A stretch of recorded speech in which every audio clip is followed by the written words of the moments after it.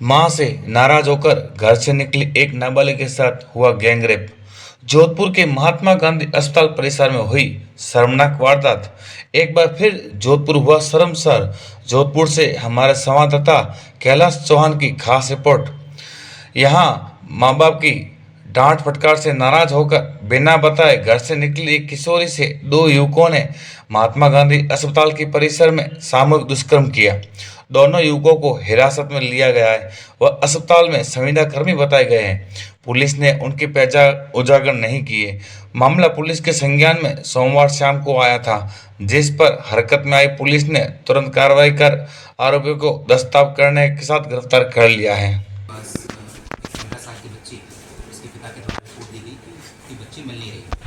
उस सूचना के आधार पर सूरसागर थाना में हमने 137 भारतीय न्याय संहिता के अंदर प्रकरण दर्ज कर लिया। कल दिन में हमारे पास ये सूचना है कि वो बच्ची जो है वो एमडी हॉस्पिटल में एक जगह बैठी हुई थी।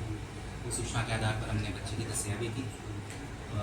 शुरू में तो बच्चे ने कुछ नहीं बताया। कुछ घंटे के बाद जब उसका स्टेटमेंट हमने दिया तो उसने बताया कि उसके साथ दो व्यक्तियों ने गलत काम किया है। उसका नाम उसे नहीं पता था, पर हमने वहाँ की सीसीटीवी फुटेज देखकर अपनी यहाँ सूचना के आधार पर दो संदिग्धों को हमने डिटेन किया है। इसमें ध्यान देने वाली बात यह है कि ये जो दो व्यक्ति हैं ये एमजी हॉस्पिटल में संविदा कर्मी के तौर पर काम कर रहे थे। ये सफाई कर्मचारी थे, ये हॉस्पिटल के परमानेंट। और दूसरी बात, बच्ची जो है वो अपनी मर्ज़ी से अपने माता पिता से नाराज़ होकर घर से निकली थी परसों, और अपनी मर्ज़ी से वो वहाँ पर हॉस्पिटल में बैठी हुई थी। जो प्रथम दृष्टया अभी हमने अनुसंधान किया है, जो सीसीटीवी फुटेजेस देखे हैं, उसमें नज़र आ रहा है कि बच्ची आराम से इन दो व्यक्तियों के साथ कैंटीन में बैठी है, खा पी रही है और अपनी सहमति से आगे जा रही है। फिलहाल हमने बच्ची का मेडिकल करवा लिया है और 164 के बयान अभी उसके करवा रहे हैं मजिस्ट्रेट के द्वारा। और जो दो आरोपियों को हमने डिटेन करके रखा है 164 बयान के बाद उनको गिरफ्तार। आरोपी भी नाबालिग है सिर्फ बालिग? आरोपी दोनों बालिग।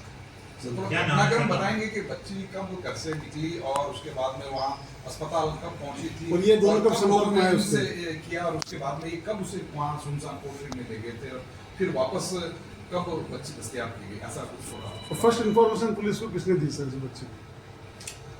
जैसा मैंने बताया कि हमारे पास सूचना परसों शाम को, जिसकी शाम को आई कि इनकी बच्ची नहीं मिल रही। उस सूचना के आधार पर हमने उसी वक्त प्रकरण दर्ज कर लिया था 137 BNS, जो कि पुराने आईपीसी में 363 नाबालिग बच्चे होते हैं तो 363 पहले वाले आईपीसी में था, अभी नए BNS में 137 आ रहा है। बच्ची जो घटनाक्रम बता रही है वो परसों रात की बता रही है। हमारे पास कल दिन में सूचना आई वहाँ पर, क्योंकि ये बच्ची कहीं बैठी हुई थी तो वहाँ पर कोई आने जाने वाला जो व्यक्ति था उसने पूछताछ की तो उसे पता चला कि अपने घर से निकली हुई है। तो उसके द्वारा हमें कॉल किया गया और उस कॉल के आधार पर वहाँ पर सूरसागर थाने की टीम पहुँची और हमें पता चला कि ये वही बच्ची है जिसके संदर्भ में प्रकरण दर्ज हो। तो कल दिन में हम करीब 2-3 बजे के आसपास बच्ची को हमने दस्तयाबी वहाँ से कर थाने ले आए थे। इनके माँ बाप को फिर सूचित किया, माँ बाप को बुलाया। जैसा मैंने बताया कि शुरू में उसने कुछ नहीं बताया, शुरू में उसने कुछ नहीं बोला कि उसके साथ कुछ हुआ है नहीं हुआ। कुछ घंटों के बाद कल शाम को उसने ये स्टेटमेंट दिया कि दो व्यक्तियों ने उसके साथ गलत काम किया है। और एक बार मैं फिर से रिपीट कर दूं कि ये बच्ची जो है अपनी मर्ज़ी से वहाँ पर गई थी। जो सीसीटीवी फुटेज हमने देखे हैं तो बिल्कुल नज़र आ रहा है क्लियरली, कैंटीन में बैठी हुई है उन दो व्यक्तियों के साथ, उनके साथ वो चाय नाश्ता कर रही है और वहाँ से अपनी सहमति से कैंटीन से इन दो व्यक्तियों के साथ निकल रही है। सर ये बच्चों के संपर्क में कब आई ये जानना चाह रहे हैं? इसके साथ बात की थी उसी वक्त अभी जो प्रथम दृष्टया हमने जो पूछताछ की है ये उनके संपर्क में परसों ही आई थी जी। और पहले से अभी तक ऐसा नहीं आया कि पहले से कोई जान पहचान थी। उसी वक्त इनकी बातचीत शुरू हुई, इन्होंने कैंटीन में चाय नाश्ता किया और उसके बाद फिर ये उसको बिल्कुल पॉक्सो। तो गैंगरेप में कल हाँ, क्योंकि दो व्यक्तियों का ये नाम ले रही है तो उस हिसाब से बात है। सर घर से निकलने के समय किसी बालिका के किसी मित्र की भूमिका कुछ सामने आई, ऐसी भी बात? अभी इस विषय में हम अनुसंधान कर रहे हैं।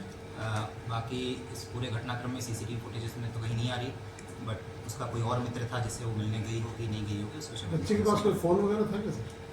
अभी तक तो नहीं है। दो आरोपी सर जो घर से निकली थी बच्ची उसके बाद जो शहर से गई, शहर की रोड है, सब जगह सीसीटीवी है पुलिस की, क्या उन्हें डिटेन किया गया, कितने लोगों से बीच में संपर्क में आई?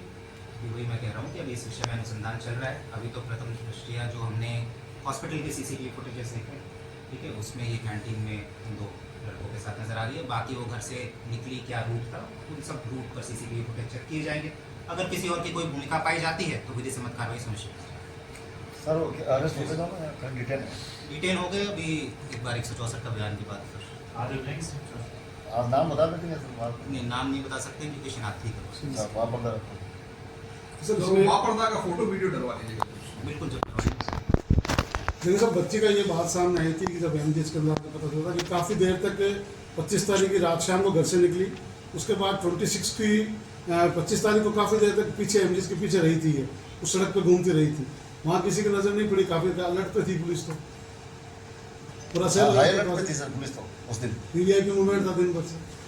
ये परसों शाम को निकली है, जी ठीक है, और परसों रात की घटना है।